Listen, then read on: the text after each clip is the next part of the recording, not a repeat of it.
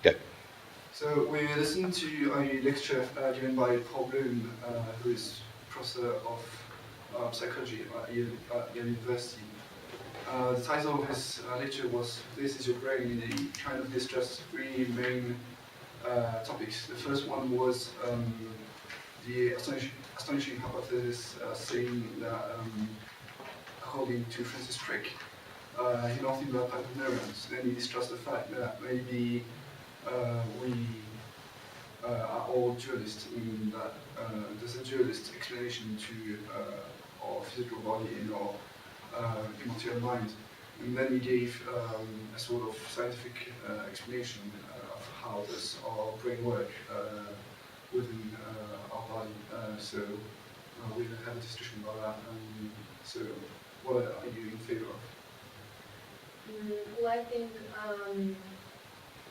Paul Bloom gave us a both comparison of dualism and materialism, and he wasn't on the side of one concrete context, and I think he wasn't defining one side behind another.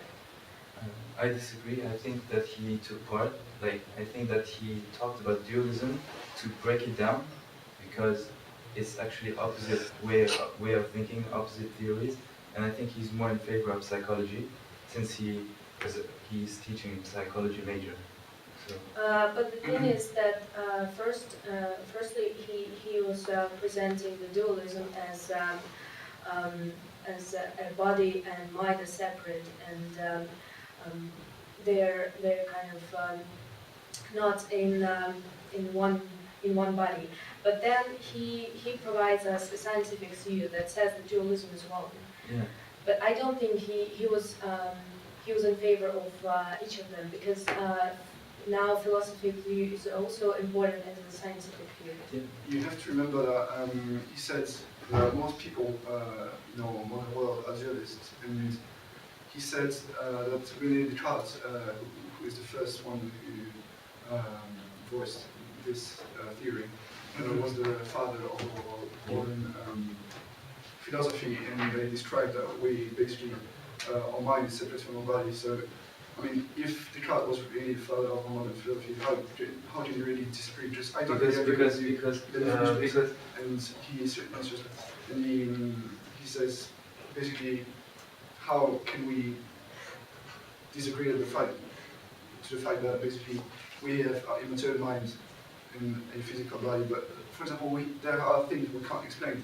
For example, when you have an adrenaline kick, how is it possible that you feel that the time is slowing and that you think really, really quick, much quicker than you usually do, and that your brain capacities are much more developed in such actions? Yeah, well, to answer your first question, first of all, in the intellectual world, René Descartes, his philosophy is wrong.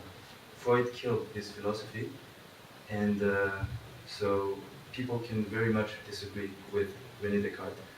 And I forgot your second question. If you don't mind, I can bring Lara's opinion also in our discussion. I think that, as Roman said, that the body cannot be separated from the brain, that they interact with each other all the time. I probably agree with that opinion, because we have a lot of actions in our everyday life where we use both of our we use our brain and our body together, because we need to use them both to do what we need to do every day. But there are some actions which we can't explain, because our brain works without accessing the body. Mm-hmm. The brain thinks without doing stuff. Like if we having a discussion, we think first, and before we send the thoughts to our mouth to say it aloud, we first try to convince our brain if it's right or not right.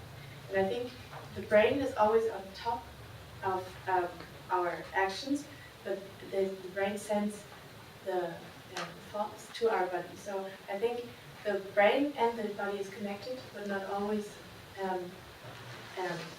closely connected, like as a flow. Yeah, I agree. Yeah, but it is really an ambiguous question because there's really two important theories which are on other sides. So it's a very different views, and it's hard to say what is wrong and what is right right now. But now I think that in present time, the scientists are about the theory. So they think that really the brain responsible for all the activities which is for all of our actions.